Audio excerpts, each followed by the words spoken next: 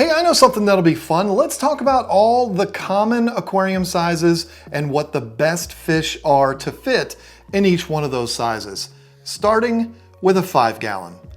But I gotta be honest, it's kind of a girly size tank, so I'm gonna let Lisa handle that one.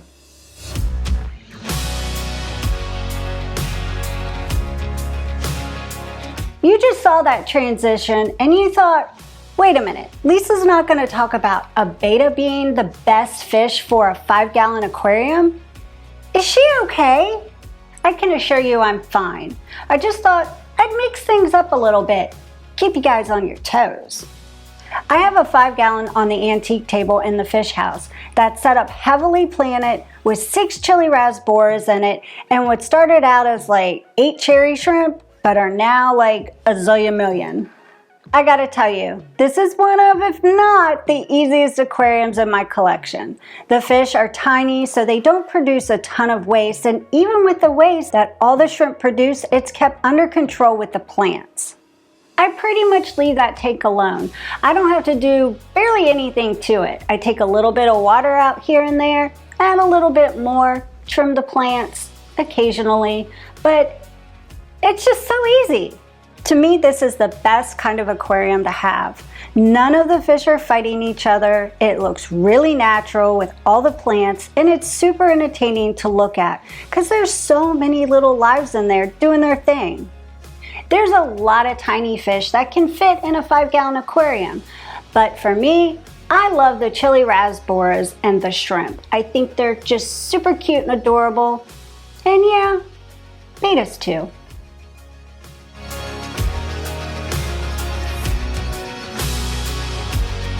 Like Lisa said, we're trying to give you ideas of fish that you might not be expecting.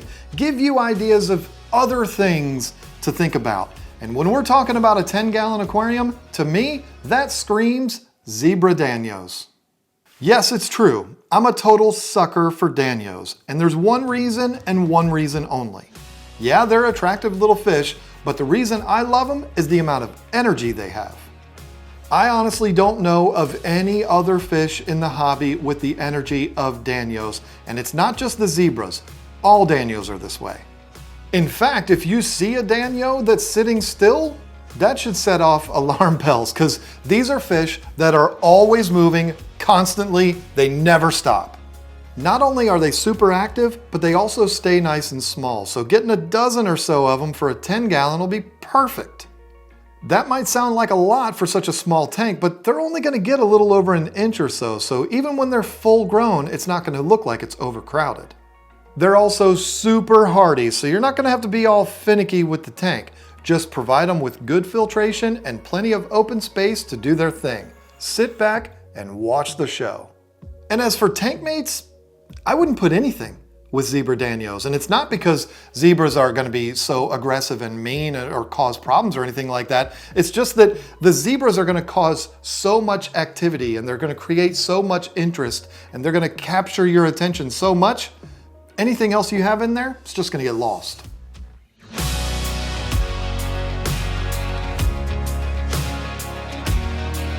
You're going to kind of notice a theme here with all the stuff that I suggest.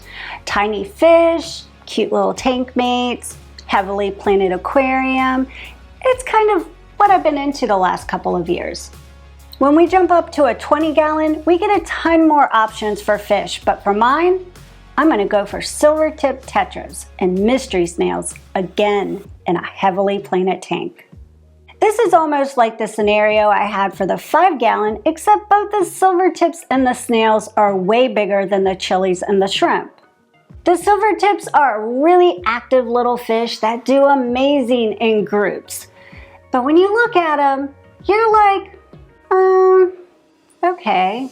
It's just a silver fish. But when you see the dorsal fins and the tail, then you're like, okay, I see it.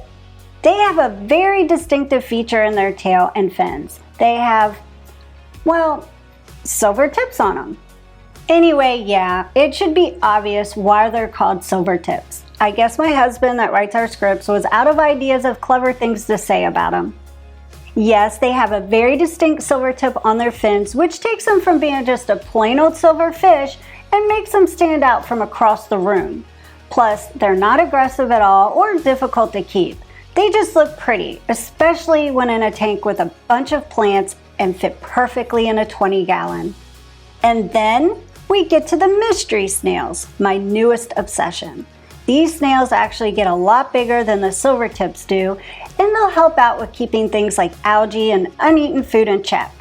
Silver tips aren't crazy active like Danios, but they're going to give you a lot of movement in your aquarium, and they look awesome up against the plants and with the snails. They're just pretty amazing fish.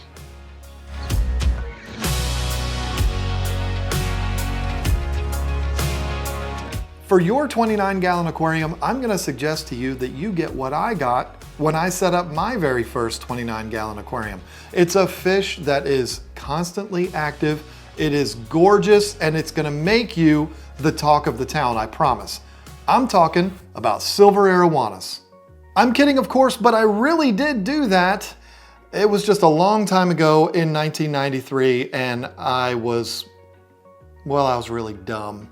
If you want to hear the full story of all of that, click right here. Check out the brand new Tank Talk podcast that I'm doing with my buddy Jason Adams from Primetime Aquatics. It's also available in audio form. I'll have links for that down in the description.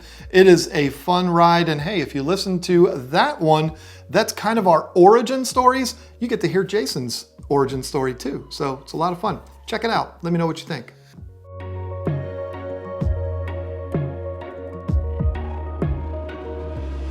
But back to reality, no, I am not going to recommend to you that you get silver arowanas for your 29-gallon tank. I'm going to recommend mollies. Mollies are one of those fish that a lot of people look at as beginner fish that only kids or people that don't take this seriously keep. And I think that's sad, because these are some amazing live bears that not only pop out babies like rabbits, but they're crazy colorful. There's so many different colors of mollies available, and some of them are really striking, particularly the Dalmatians. The footage you're seeing right now of a Dalmatian molly was taken like 5 years ago at a PetSmart, and I've used it multiple times in videos.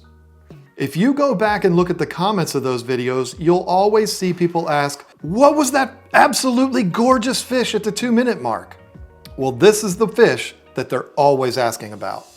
And it makes sense, because Dalmatians, they're just awesome. What more do I need to say?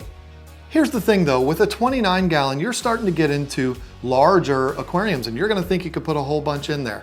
I'm gonna recommend that you start with 4 to 6. Why? Because these fish are gonna breed rapidly. Those 4 to 6 is soon gonna turn into 12, and then 18, and then 24. And before you know it, every single time you look in the tank, you're gonna be like, oh, there's a new little baby.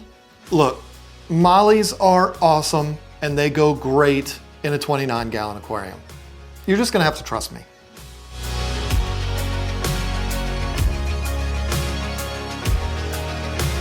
Wait, you skipped over the 40 breeder.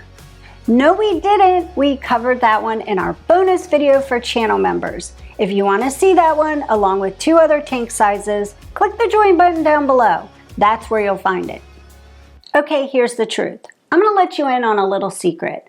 John originally was gonna take the rummy nose to put in a 29-gallon aquarium, but I said, nope, I want the rummy nose. They're gonna go in the 55-gallon with the angels. And I get what I want. Angelfish and rummy nose tetras are one of my favorite combinations in an aquarium. You've got the slow-moving angels just sitting around looking pretty, while the rummy nose are zipping around all over the place. It's perfect. You might be thinking, angels don't need to be in a tank that big, do they? Yes. Yes, they do. They get way bigger than you think. I guess if you had no other choice, you could squeeze them into a 29-gallon. But like I said, they get bigger than you think, so why not give them the space to really show you what a true angel can look like? Plus, like I always say, bigger is always better. Oh, come on. Say it. Bigger is always better. That's what she said. That's what she said. That's what she said. That's what she said. Okay, let's get back to being adults, please. Rummy nose tetras with angels is something I've just done together in one of my 125s, and I gotta tell you, they're a really good combo. While everyone else will want to do cardinal tetras with angels, we went with rummy nose because they're amazing fish that get way bigger than cardinals. They're more active, and it could be argued they're even prettier. Like I said, you get the activity of the rummy nose and the beauty of the angels, and they're perfect for a 55-gallon aquarium. They'll thrive and they'll have plenty of room to grow in.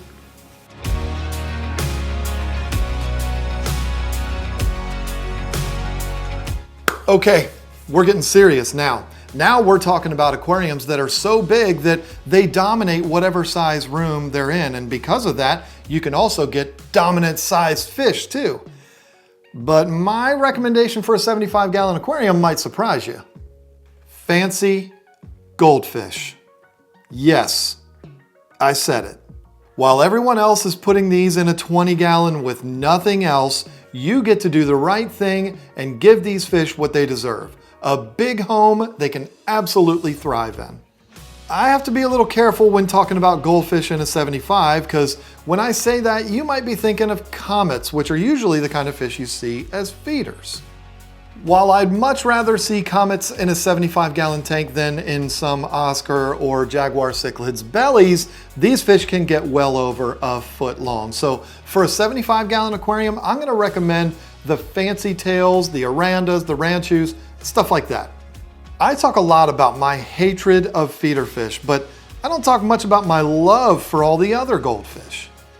All right, wait a second, that didn't come out right. I love all goldfish. In fact, I've got 24 comet goldfish that I rescued from an abandoned pond in my brand new pond in my backyard. I love all goldfish, but I mainly talk about those fish. I don't talk much about the fancy goldfish. Fancy goldfish like fantails and Arandas are fat, silly fish that should be talked about the same way Oscars are for being water puppies. They have personalities like puppies, and it's so damn adorable to watch them wiggle around their tanks if you give them enough room. Like a 75-gallon. They'll have all kinds of wiggle room and will put on a show for you all day long. Plus, they're not the most demanding fish out there, and hey, you don't even need a heater, so you save a few dollars. I remember a vendor at one of the Aquashellas that had the most amazing 75-gallon aquarium full of unbelievable goldfish. There was like 40 of them in there, which is way too many for a 75-gallon tank, but these were just in there for sale at the show. Oh man, I wish I got footage of it. Anyway, I've put my money where my mouth is and put fancy goldfish in a 75-gallon tank, and you know what? You should too. And if you're worried about what your friends will say, just tell them to come talk to me. I promise, I'll straighten them out for you.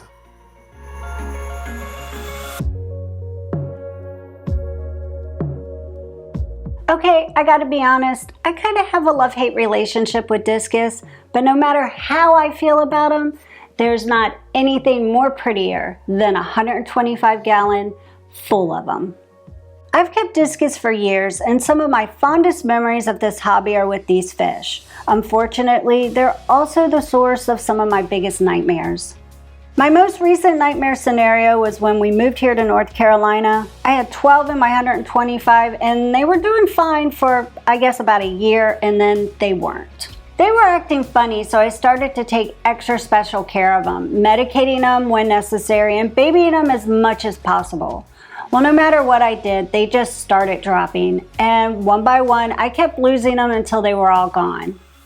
I haven't really talked about this on the channel because if I'm being honest, it's something that completely broke my heart, but I had to talk about it now.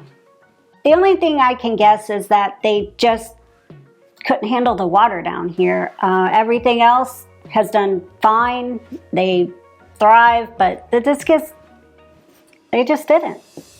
But I still think discus are one of the most amazing fish in the hobby, and there's nothing better than seeing them in a 125-gallon with some cardinal tetras, cory cats and snails, and even bristlenose plecos.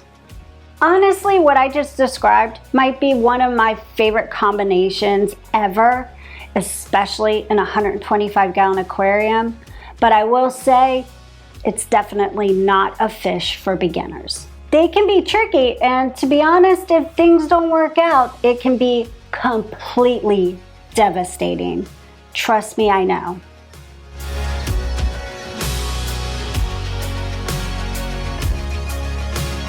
If this is the first video you've seen on this channel, you're probably wondering what I'm going to suggest for a 150 gallon, but if you're a veteran of the channel, you automatically think that I'm going to say Oscars. And guess what? I'm not. I have a better idea for a 150. To me, it would be the best use of all of those gallons. I'm going to suggest to you to put 50 Corridoras in a 150 gallon tank. What do you think of that? In all honesty, I hate it. No, I'm going to suggest Oscars. Of course I'm going to suggest Oscars. Listen, Oscars and a 150 gallon aquarium go together like peas and carrots or Jenny and Forrest. It just works. This is a tank big enough to allow them to reach their full potential and be those huge, googly-eyed, bumbling goofballs that we all love. Because I'm such a huge advocate for Oscars, I'm regularly asked what is the best size aquarium for them. And I would usually say 125 gallon, but for the second time in this video, Lisa stole my tank that I wanted to talk about and took the 125 for her discus. So here we are. I'm suggesting to you Oscars in a 150. And trust me when I tell you, if you put them in a 150, give them all that room, you will see their full potential and you will not be sorry. So there you go. Now you have ideas for fish that you can put in all of the common size aquariums out there. And don't forget, like Lisa said earlier, if you want to see what we would put in a 40 gallon, 90 gallon, or 240 gallon, click the join button down below and get access to that extra video. Also, if you're looking for a great way to support the channel, check out our website, keepfishkeeping.com. We have everything you need for your aquarium, things that you're going to be buying anyway, so you might as well buy them from us and help us continue to bring these videos to you and all that stuff. You know what I'm talking about. Thank you so much for watching, and I can't wait to see you again next week. See ya.